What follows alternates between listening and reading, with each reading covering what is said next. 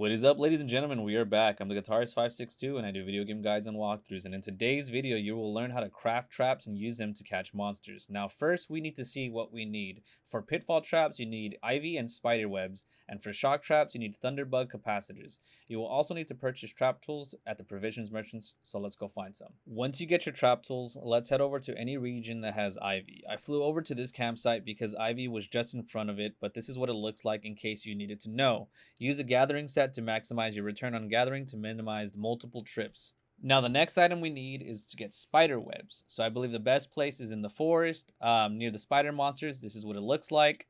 Honestly, I went to the cave, but it's everywhere, so go ahead and grab some. Now we have everything for the pitfall trap, which is good to have because some monsters are immune to shock traps, but let's head towards the windward plains and grab some thunderbugs. To do this, you need to use your net to capture them, and capacitors are a drop on them. Do not press the animation button, you need to capture them. Now, they look like flash bugs, but they're a bit darker yellow. Now that we have everything that we need, let's craft the pitfall trap. You need to make the nets first, and then you can make the trap. So a two-part process, which is why I prefer the shock traps. Now, shock traps, it's the same thing. You put in the thunderbug plus the trap tool, and you get more shock traps.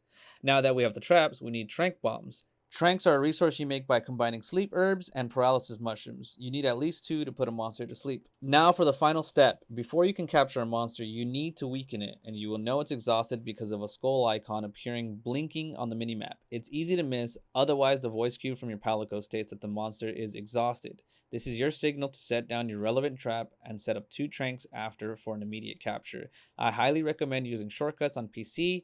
And another pro tip is you won't need to lead the monsters to the trap if you let it run when it's exhausted, because usually the monster goes straight to sleep at its hiding location. So instead of trapping them, then 2 tranks, you can actually trank twice in front of it while it's asleep and place the trap on top.